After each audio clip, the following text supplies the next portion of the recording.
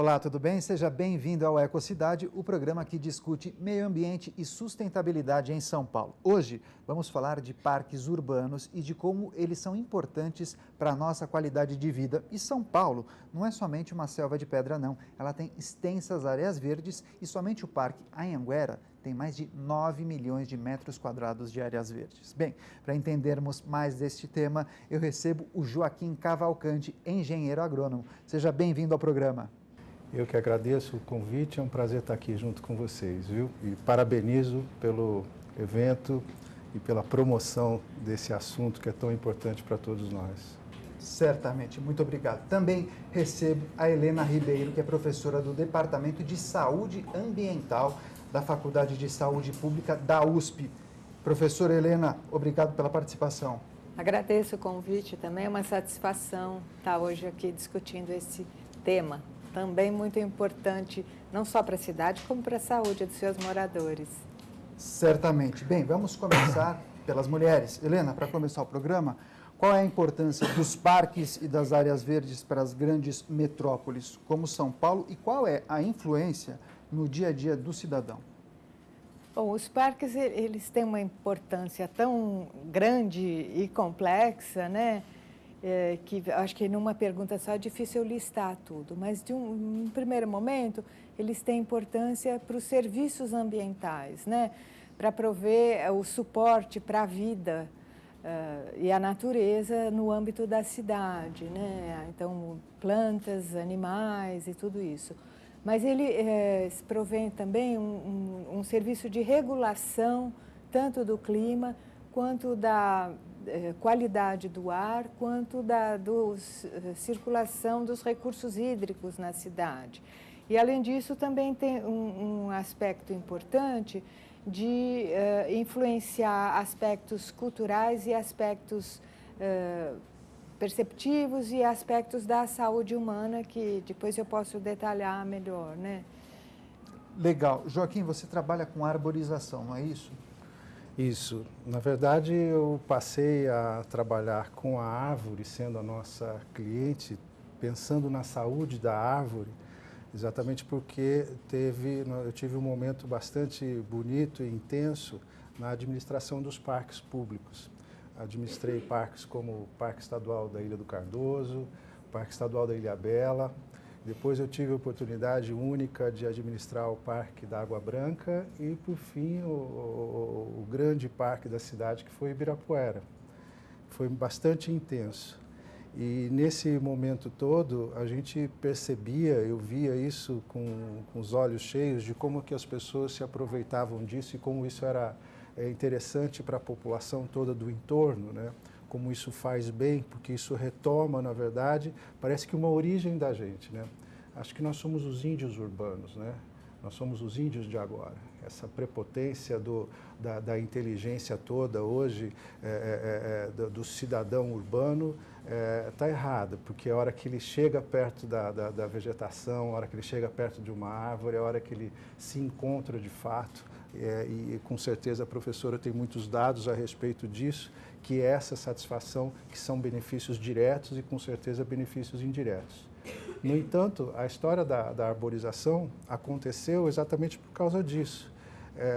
Era o interesse em conhecer a árvore, porque às vezes, sem saber, ela caía. E a árvore no meio urbano, ela não está sozinha. É a árvore e o alvo que ela vai atingir caso algum galho ou ela por inteira venha a cair. Então, conhecer a árvore foi um fator que passou a ser de grande interesse no desenvolvimento meu profissional, a partir do Parque da Água Branca, onde árvores caíram, e no Parque Ibirapuera também, e a gente não conseguia entender isso. Isso há tantos anos atrás, e eu comecei a conhecer isso através, hoje, da Sociedade Brasileira de Arborização Urbana, e me especializei através da Sociedade Internacional de Arboricultura, que abriu uma janela muito grande de conhecimento, de pesquisas do assunto. Hoje, depois de quase 12, 14 anos de trabalho em relação a isso, a gente entende a árvore como um elemento fundamental dentro das cidades, exatamente para conseguir cumprir as funções ambientais, as funções, enfim, todas as funções que ela tem aí a colaborar conosco, né? E que é isso que é muito importante o programa, porque faz com que as pessoas entendam da importância das áreas verdes, das ruas bem arborizadas, com árvores saudáveis, cumprindo com essa função ambiental e, ao mesmo tempo, sendo seguras, né? Oferecendo para as pessoas segurança. Sem dúvida. Agora, Helena, um dos aspectos é a sensação térmica, é a temperatura. Tem, inclusive, um estudo do Departamento de Geoprocessamento da Unesp que indica que, em um período quente, a temperatura média pode variar demais de uma região para outra. Por exemplo, a região da Serra da Cantareira indica, em um período quente, 18 graus e na Sé pode chegar a 33. Esse é um aspecto importante, não? Esse fenômeno da ilha de calor urbano é ele vem sendo estudado já há algumas décadas e mostra que a cidade ela altera os processos radiativos.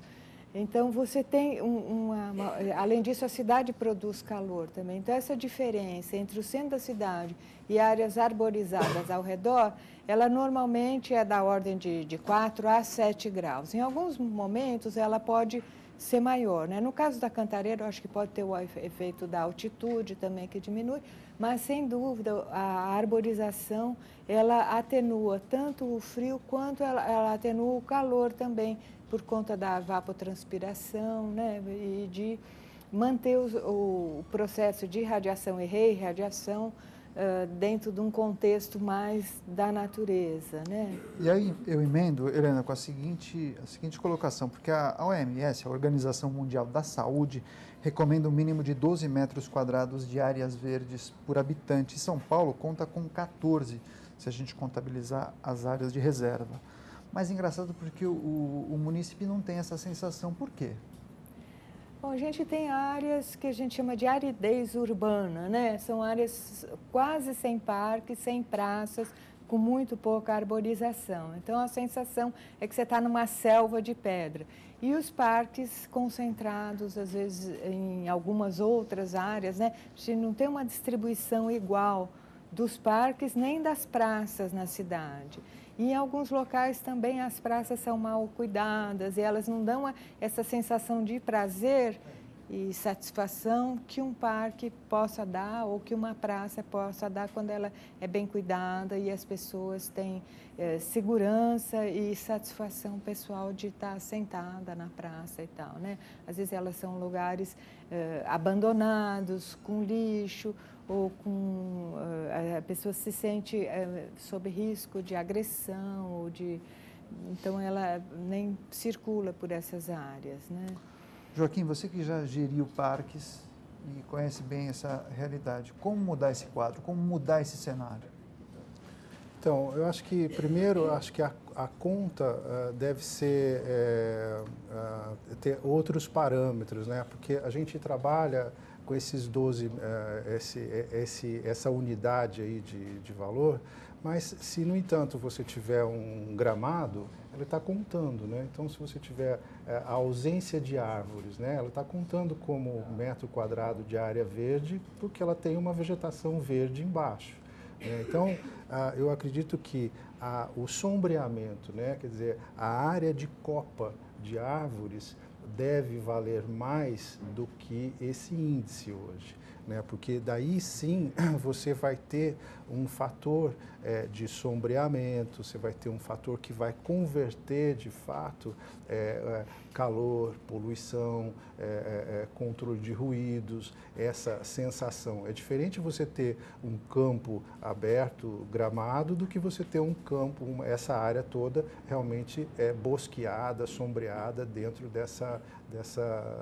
com essa significância, né? Quer dizer, esse tanto de metro quadrado de área verde, ele realmente atende essas prerrogativas ambientais? Essa é uma pergunta, né? Quer dizer, então, o que a gente pensa hoje, ainda mais nós nessas condições que temos aqui, de bastante insolação, calor e tudo mais, quer dizer, o sombreamento deve fazer parte disso. E existem já contas nesse sentido e programas fomentados também nesse sentido, né, onde as cidades do município, os municípios do Estado de São Paulo devem atender tais prerrogativas.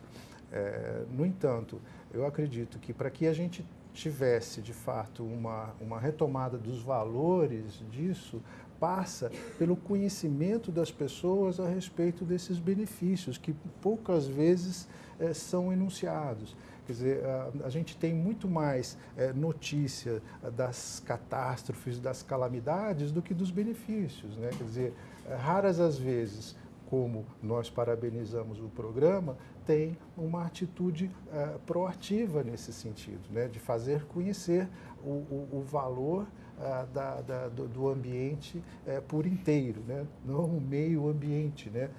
Mas o ambiente por inteiro, né? E isso realmente é o que vai trazer o benefício e o conhecimento, né? Como a gente estava falando desses benefícios. Nós pensamos uma vez a respeito de um programa, por exemplo, que seria de brigada, não de brigadas de incêndio, né, mas a brigada de arboristas, né, brigadas de pessoas que teriam um conhecimento técnico, um pouco mais técnico a respeito da importância das árvores e desse ambiente por inteiro, e que dentro dessas comunidades de bairro e tudo mais, pudessem de fato estar falando com conhecimento de causa junto com as outras pessoas. Falar, olha, a árvore traz tal benefício, olha, aquela árvore tem um problema grave lá na sua forquilha e isso tem que se chamar a prefeitura para fazer uma correção. Olha, tem erva de passarinho nascendo naquela árvore, não pode deixar evoluir. Então, esses brigadistas fariam parte de uma ação também propositiva para realmente abraçar, não a árvore, mas abraçar todo esse sistema verde, né? Através de conhecimento, né? Certamente. Diga. Estudos mostrando que esse processo de jardinagem, horticultura, cuidar de jardins, ele tem efeitos à saúde não só pelo que o parque propicia também, mas pela ação nas pessoas. Tem uma ação calmante para retirada de estresse diário das pessoas, mesmo em situações de prisão. Tem uma pesquisa que mostra em que presos que ficam do lado onde tem arborização, eles adoecem menos. Mas é justamente sobre isso que eu quero tratar no próximo bloco. Quero falar mais de educação, importante a fala do Joaquim. Também vamos falar de saúde com a professora Helena. Entrevista muito importante hoje, falando de parques urbanos e de como eles são importantes para a nossa qualidade de vida. Bem, vamos fazer um rápido intervalo e voltamos já já com mais Ecocidade. Fique por aí.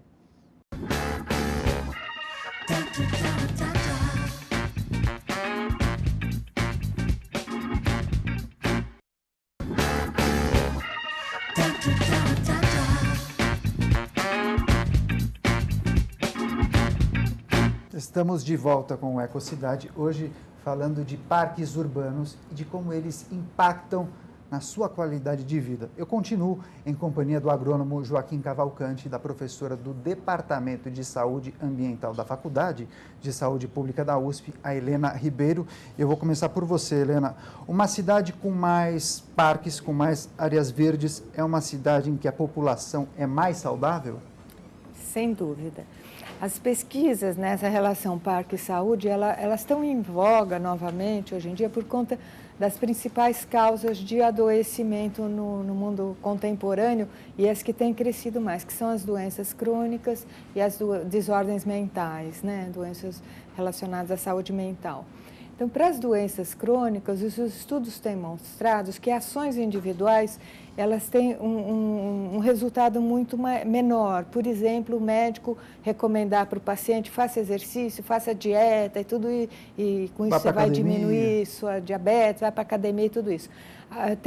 Os estudos têm mostrado que ações coletivas, como de melhorar a segurança nos bairros e nos parques, em todos os bairros, têm tido efeitos coletivos para um número maior de pessoas. Porque aí a recomendação de ir caminhar, de fazer exercícios físicos, de relaxar, tem um atrativo maior, que é a ida aos parques, e também não tem o ônus do gasto de tempo, do gasto de pagar academia, de pagar remédios ou coisa assim. Então, os efeitos coletivos para a população são muito maiores. E, igualmente, no âmbito das doenças mentais, como depressão, déficit de atenção em crianças, tem muitas pesquisas mostrando que a arborização de bairros que não tinham árvores, eles trazem efeitos benéficos para diminuir a violência no bairro, diminuir questões de atenção em crianças, diminuir o bem-estar de idosos também.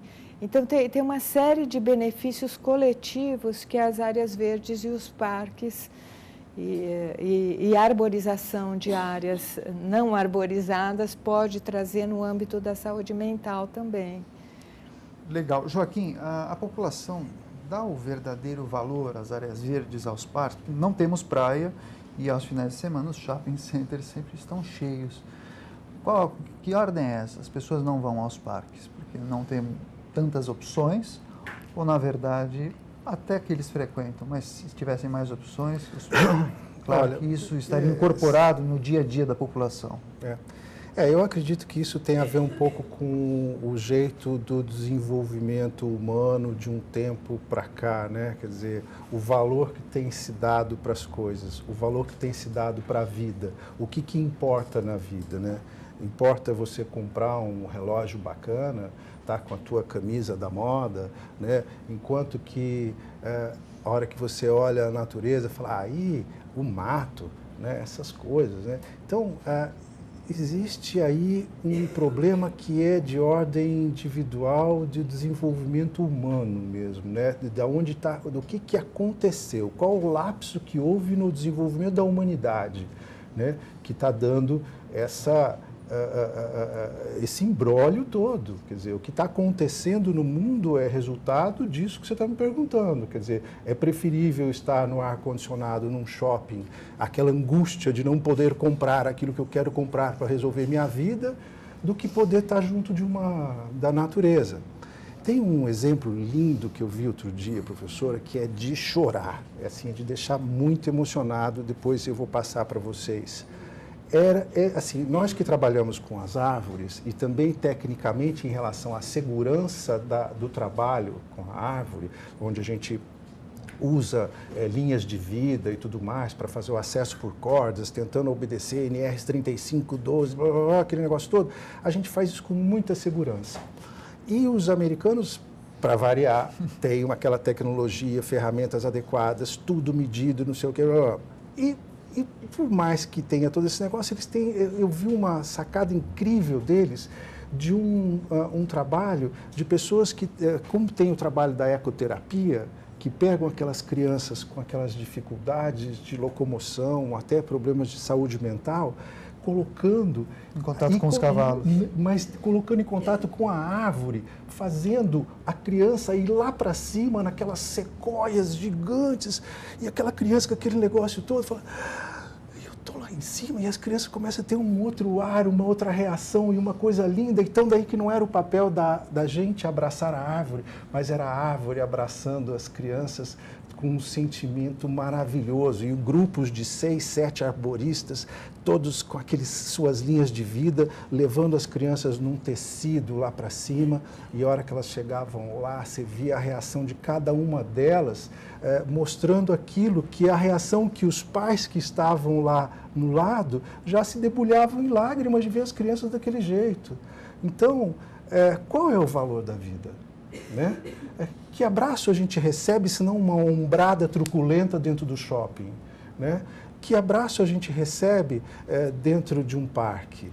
senão, então eu acho que a gente tem que voltar a acolher dentro de nós a sensibilidade que nós temos a oportunidade de ter aqui com os nossos sentidos que nós temos e que com o pouco que nós temos, nós devemos saber que nós temos muito mais a perceber ainda, né? Então, as mensagens que vêm subliminares das árvores e da natureza, né? E que a gente não percebe, mas é através delas que de fato a gente percebe que aí está o grande valor da vida, né? Isso passa pela educação, sem dúvida. Sem dúvida que isso tem a ver com a educação, e a educação de fazer o contato.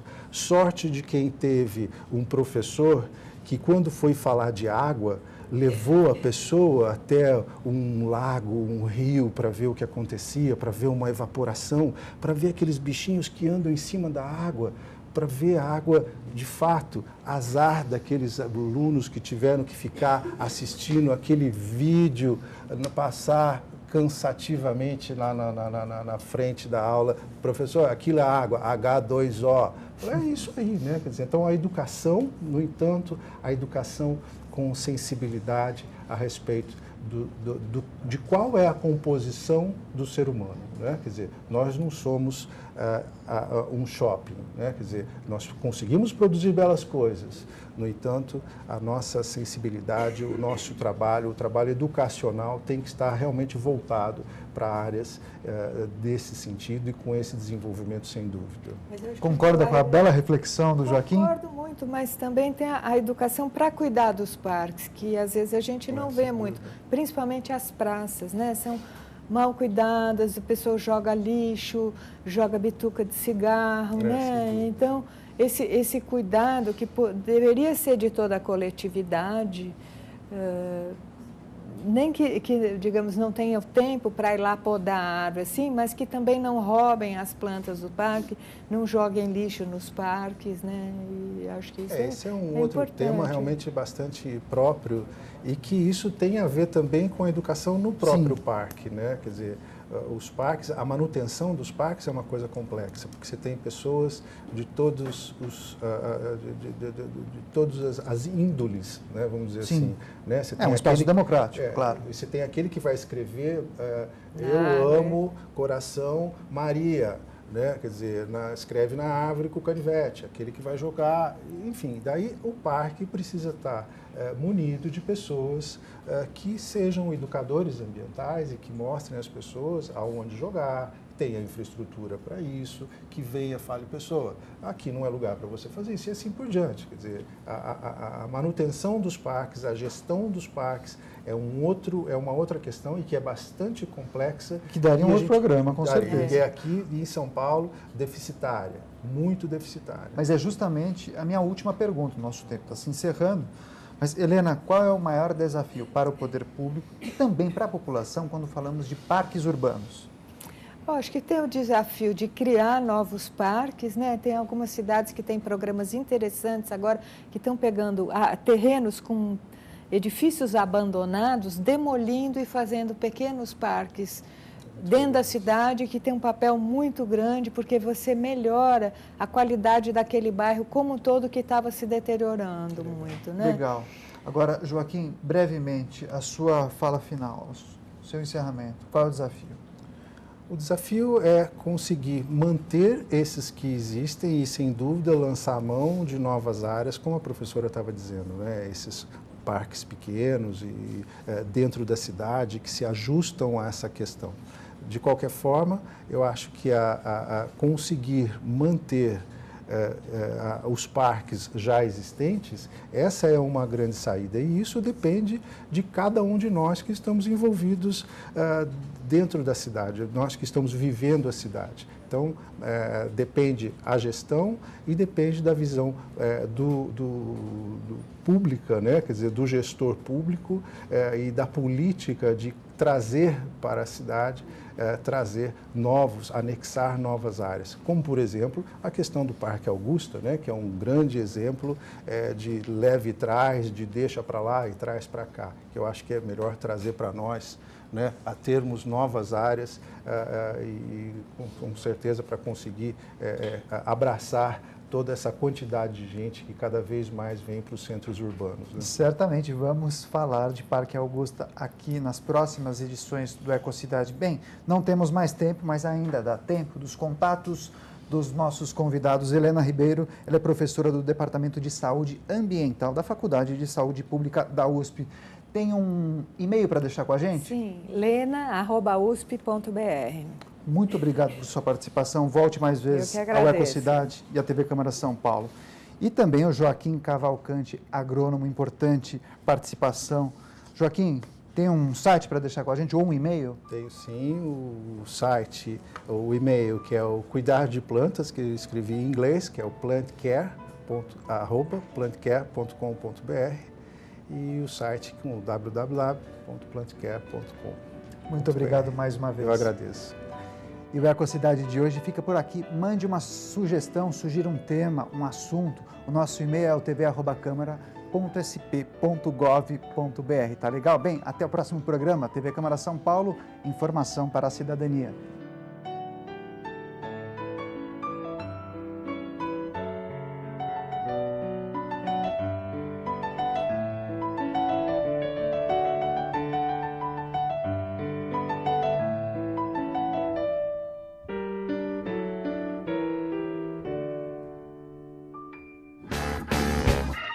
Take me down.